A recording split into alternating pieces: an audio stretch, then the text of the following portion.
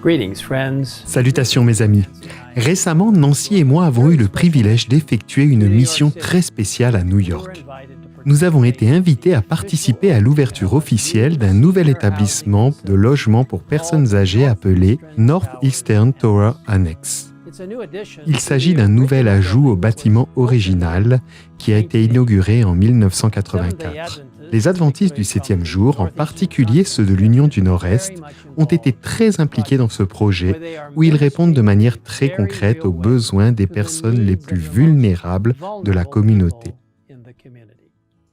Plusieurs dirigeants gouvernementaux et civiques étaient présents lors de l'inauguration et nous avons eu la merveilleuse occasion d'interagir avec eux, partageant notre mission et notre vision de servir les gens comme Jésus l'a fait au niveau physique, mental, social et spirituel. Être capable d'aider les personnes dans le besoin dans ces 4 aspects différents, qui sont, je le répète, physique, mental, social et spirituel, est au cœur de ce que nous sommes en tant qu'adventistes du 7e jour et dans le monde aujourd'hui, dont les besoins sont plus grands que jamais, surtout dans les villes. Depuis quelque temps, la population mondiale s'est déplacée vers les grandes villes du monde et Dieu nous appelle à atteindre ces personnes. Il y a quelques années, nous avons mis un nouvel accent sur la mission dans les villes. Cet accent est encore très nécessaire et va de l'avant aujourd'hui. C'est une œuvre qui réunit tous les aspects du travail de l'Église dans son approche pour atteindre les multitudes des villes. Et elle recevra la bénédiction de Dieu si elle est faite selon sa volonté et avec un cœur humble. Dieu a parlé à travers Ellen White pour revigorer le travail dans les villes et nous parle aujourd'hui dans le livre Medical Ministry où nous lisons « Il n'y a aucun changement dans les messages que Dieu a envoyés dans le passé. Le travail dans les villes est essentiel pour cette époque. Lorsque les villes seront servies comme Dieu le veut, le résultat sera la mise en place d'un puissant mouvement tel que nous n'en avons pas encore été témoins. Tel est le message que Dieu nous adresse aujourd'hui en réponse au réveil et à la réforme. Nous devons être préparés individuellement et collectivement par le Saint-Esprit dans notre humble soumission à la volonté de Dieu alors que le monde qui nous entoure s'effrite et se désintègre. Je crois que Jésus reviendra bientôt.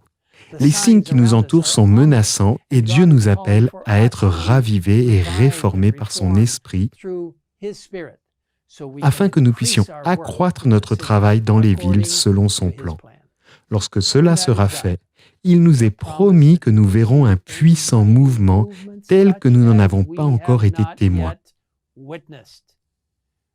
Prions pour que la pluie de l'arrière-saison tombe en abondance alors que nous accomplissons la mission dans les villes. Le peuple de Dieu doit accomplir cela par le biais d'un réveil, de la réforme et d'une soumission calme à la parole de Dieu, au conseil de l'esprit de prophétie, par une prière intense pour l'effusion du Saint-Esprit et par une volonté d'obéir aux commandements de Dieu. Nous avons besoin que les pasteurs et les membres laïcs travaillent ensemble. Les pasteurs et les professionnels de la santé doivent travailler, comme l'indique l'esprit de prophétie, dans un ministère mixte. Nous avons besoin que les organisations dénominationnelles et les ministères de soutien travaillent ensemble pour gagner des âmes. La force pour mener à bien ce travail ne réside pas dans les êtres humains, dans les comités ou dans la politique. La force et la vérité résident dans la parole de Dieu, l'esprit de prophétie, la prière sincère et la puissance du Saint-Esprit. Notre message biblique nous unira en tant que famille mondiale et nous empêchera de nous isoler dans la société et les uns des autres. Notre message aux villes du monde est qu'une autre ville arrive, la Nouvelle Jérusalem, une ville de sécurité, d'espoir et de refuge avec Dieu en son centre. Lorsque Jésus était sur terre, il a pleuré sur la vieille ville de Jérusalem. Lors de son entrée triomphale, il est arrivé à un point surplombant la ville et il s'est arrêté. Jérusalem était là, dans toute sa gloire, reflétant la lumière du soleil couchant. Le marbre blanc pur des murs du temple et les piliers couverts d'or offraient un spectacle éblouissant.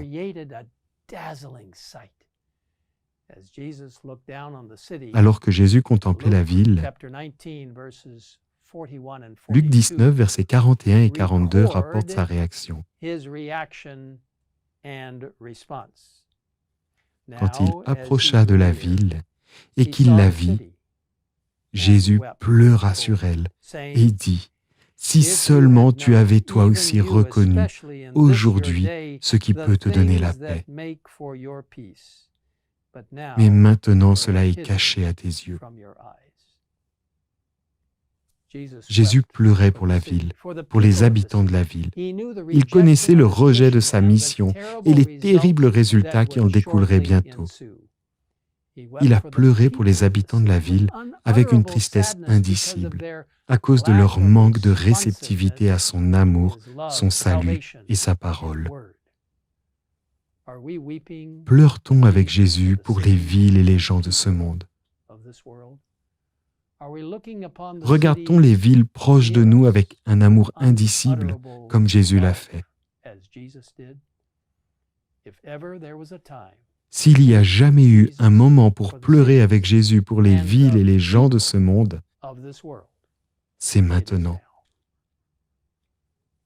Rappelons-nous que l'esprit de prophétie nous dit, « Lorsque les villes seront servies comme Dieu le veut, le résultat sera la mise en place d'un puissant mouvement tel que nous n'en avons pas encore été témoins. »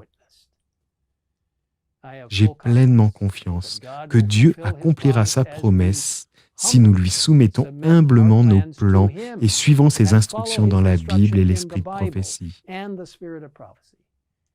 Demandons sincèrement au Saint-Esprit dans la prière la force nécessaire à l'accomplissement de la tâche qui nous est confiée. Quel jour ce sera lorsque Jésus reviendra et que nous nous joindrons à ceux qui ont été sauvés dans les grandes villes et les zones rurales pour monter avec le Seigneur vers nos maisons pour l'éternité. Consacrons-nous au plan de Dieu pour atteindre le plus grand nombre possible de personnes pour lui. Je vous invite à prier avec moi en ce moment. Père Céleste, nous te demandons de t'approcher de nous alors que nous réfléchissons aux immenses zones métropolitaines de ce monde, aux villes qui sont proches de nous. Peut-être même que beaucoup de nos membres vivent dans ces villes. Seigneur, aide-nous à nous rappeler que c'est pour les habitants de la ville de Jérusalem que Jésus a pleuré et qu'il pleure pour les habitants des villes du monde entier. Aide-nous à présenter aux gens celui qui peut apporter la joie, l'espoir et l'épanouissement dans cette vie, ainsi que la vie éternelle. Celui qui est mort pour eux, qui est ressuscité pour eux et qui intercède pour eux et qui revient pour eux. Seigneur, sois avec tous ceux qui travaillent dans les grandes villes de ce monde. Et oui, même dans les zones rurales. Mais les villes sont là où tant de gens sont si loin de toi. Seigneur, bénis les membres de nos églises, les travailleurs de notre église, ainsi que ceux qui travaillent pour amener les gens à Jésus, pour leur apporter le message des 3 anges et pour leur dire que Jésus revient bientôt. Merci Seigneur de nous permettre de faire partie de ce grand ministère. Nous te le demandons au nom de Jésus. Amen.